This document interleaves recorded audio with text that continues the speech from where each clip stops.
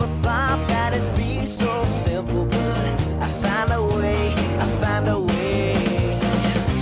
If you open up your mind, it's gonna take some time to realize.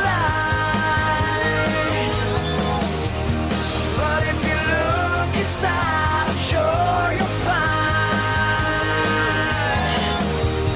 Over your shoulder, you know that I told you I'll always be picking you up when you're down.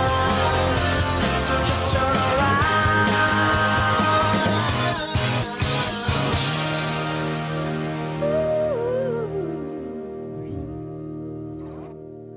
Hamlet Act IV Scene 7. Now must your conscience my acquaintance seal, and you must put me in your heart for friend. Sith you have heard, and with a knowing ear, that he with which hath your noble father slain pursued my life. It well appears, but tell me, why you proceed not against these feats, so criminal and so capital in nature, and by your safety, greatness, wisdom, all things else, you mainly were stirred up. Oh, for two special reasons, which may you perhaps seem much unsown, but yet to me they're strong. The queen, his mother, lives almost by his looks, and for myself. She is so to my life and soul that as the star moves but not in his sphere, I could not but by her. The other motive why to a public count I might not go. It is great love the general gender bear him, who dipping all of his faults in their affection, work like the spring that turneth wood to stone, convert his gyves to graces, so that my arrows, too slightly timbered for so loud a wind, would have reverted to my bow again, but not where I have aimed them. So have I, a noble father lost, a sister driven into desperate terms, whose worth it praises may go back again, stood challenger on mount of all the age, for her perfections, but my revenge will come. Break not your sleep for that. You must not think that we are made so flat and dull, that we let our beard be shook and with danger.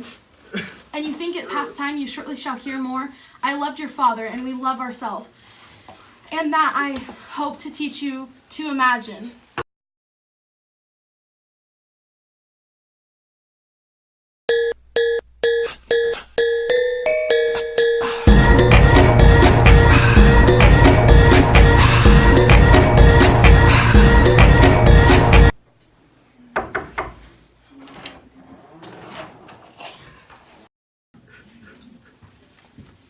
How now, what news? Letters, my lord, from Hamlet, these to your majesty and this to the queen. From Hamlet? Who sent them? Sailors, my lord, they say, I saw them not. They were given to me by Claudio. He received them. Lay your teeth. You shall hear them. High and mighty, you shall know I am set naked on your kingdom. Tomorrow I shall beg leave to see your kindly eyes, when I shall, first asking your pardon, thereon to recount the occasion of my sudden and more strange return. What should this mean? Are they the rest come back, or is this some abuse and no such thing? To cut his throat in the church.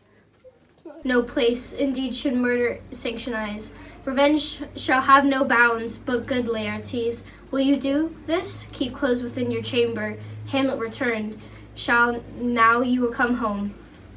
We will put those shall praise your excellence, and set a double varnish on the frame the Frenchman gave you, bring you, and find together, and wager your hands, he being remiss, most generous and free with all contriving, will not pursue the foils that with ease, or with little shuffling you may choose, a sword unbaited or of practice, requite him for your father.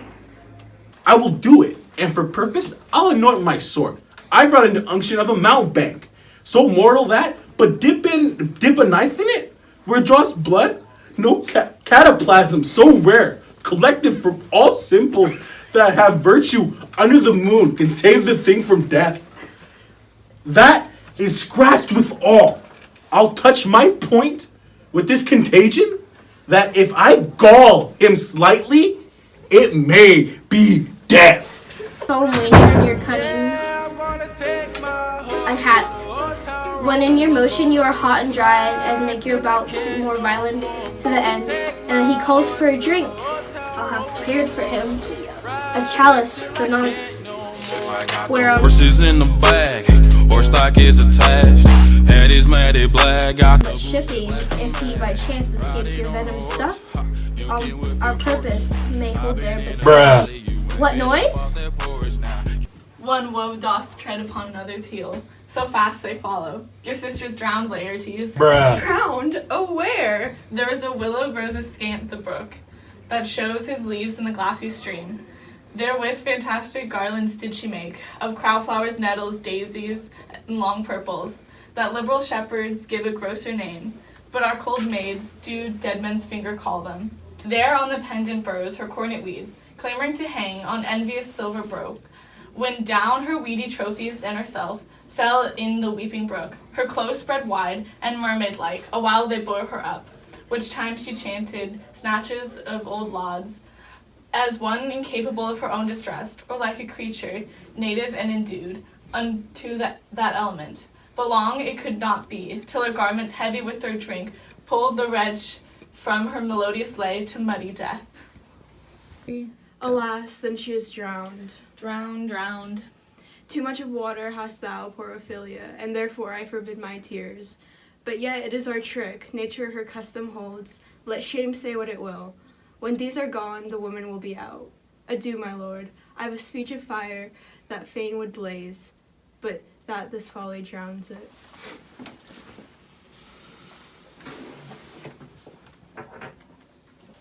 Let's follow Gertrude.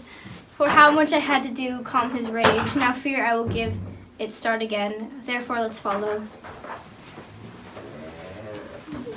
There is rosemary, that's for remembrance. Pray you, love, remember.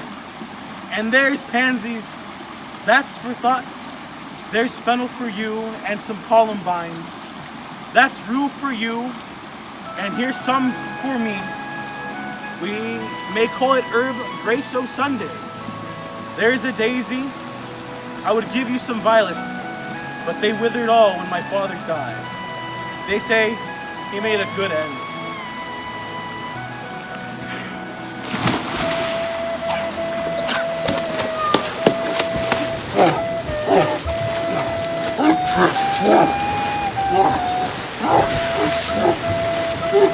Yeah.